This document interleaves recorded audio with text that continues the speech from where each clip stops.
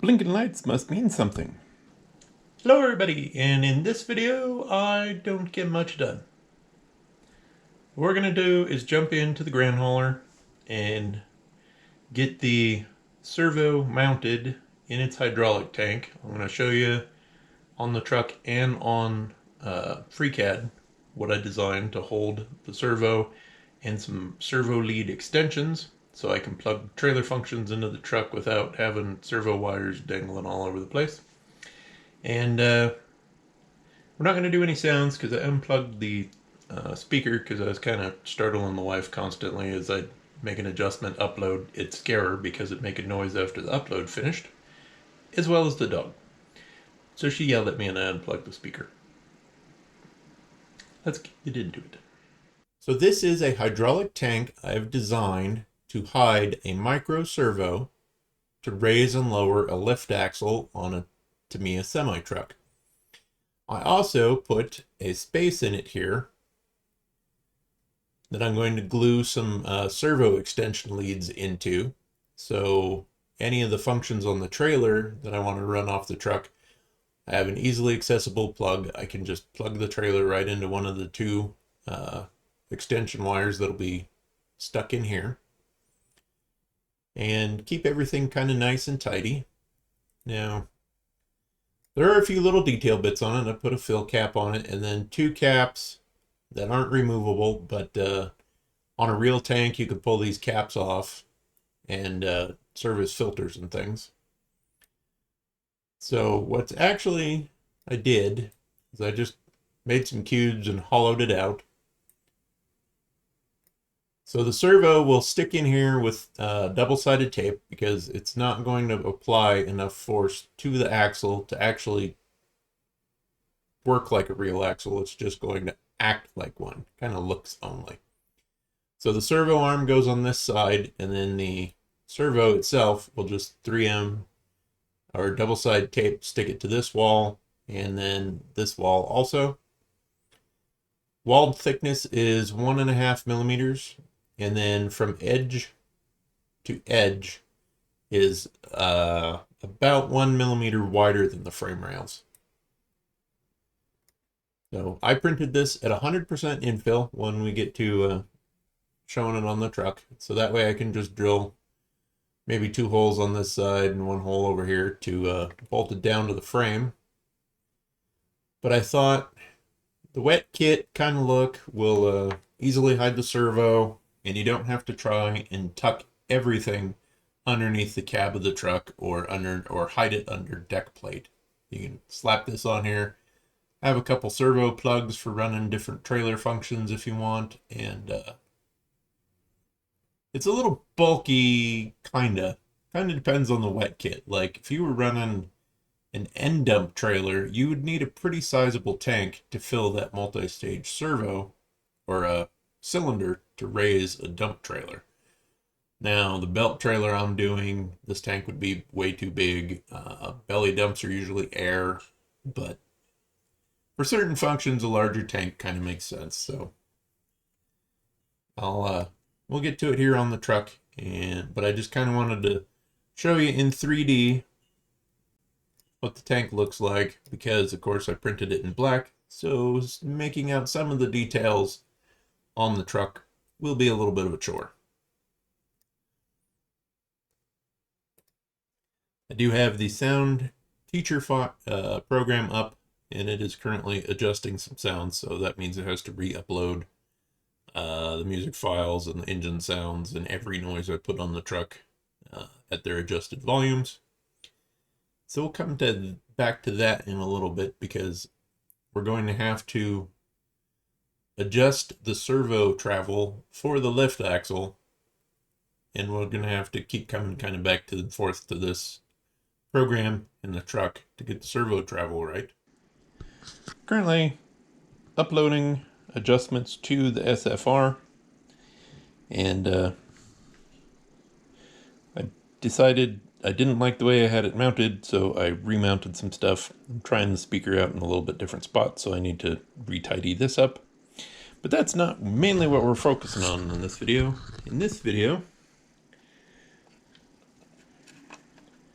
We've actually got the tank printed to hide the servo. That's going to run my lift axle. And I got the servo just sitting in here for a little bit as I need to adjust its travel.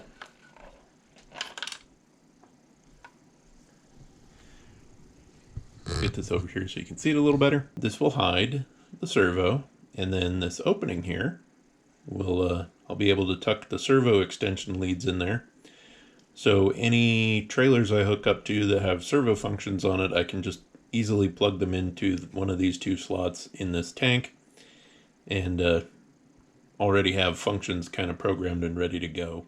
So these two here, one is directly hooked to the receiver as a channel 10, and then the other one I will probably run through the SFR because my belt trailer I'm going to build is going to have lift axles too. So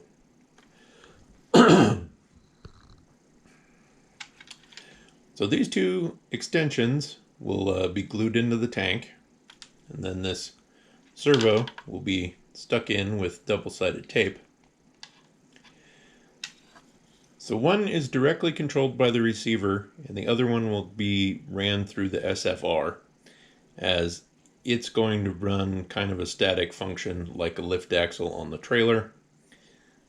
This other plug will be for running any trailer functions like the belly dumps Ed has. If I run one of his trailers, I could just easily plug the trailer right into that plug, and I'm all ready to go.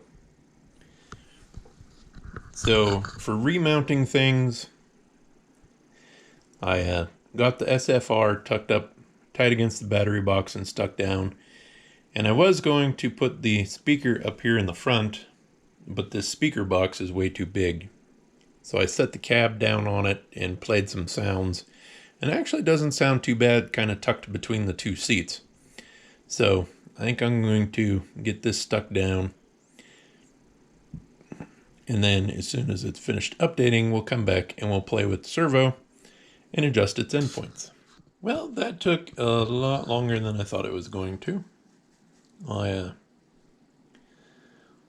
fought with settings and settings and settings, and now I think I've got it set to where it's actually going to work. So that is down. And I unhooked the speaker because I was startling the dog and the wife, so there's not going to be any sound, but there's still going to be the delay.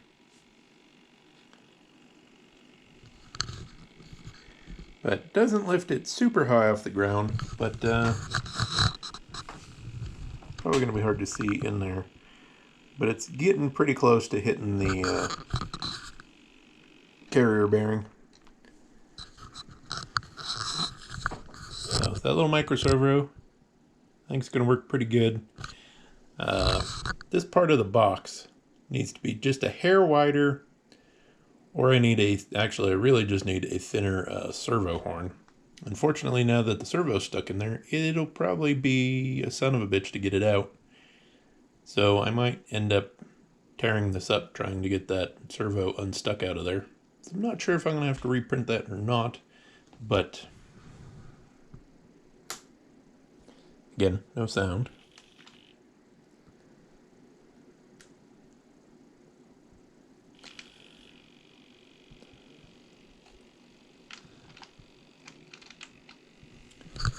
And I had it where it wasn't chattering.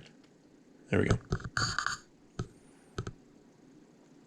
So next order of business is I need to get those two servo leads glued in place. And then I have a female end coming off of the speed controller for the SFR, and that's going to run the trailer functions, the belt on the trailer. And I made it female, so when I'm driving the truck, if this is touching, this won't short out on anything, essentially. So I'm happy with where the speaker is. I'm not 100% sure. I think I'm going to have to stick the receiver up against the speaker box behind that seat. But the truck is coming back together slowly, and next weekend is dig days. So you'll see this and the snowplow in action next weekend. That's going to do it for this video. Again, another little short one, but the tedious stuff I didn't film because you wouldn't want to sit here for 3 hours while I kept adjusting servo travel by, less than millimeters. So that took me way longer than I thought it was going to. I need to get the tank mounted, and then I need to clean up my wiring and get the body mounted, because next weekend is dig days over in Blackfoot.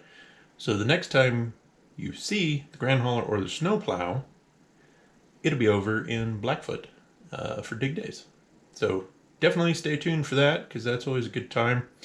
And I might have another friend meeting me up there, so I might actually let him or his boy drive one of my trucks, and then I can do a little more filming than I usually do. So stay tuned for that, and we'll catch you in the next video.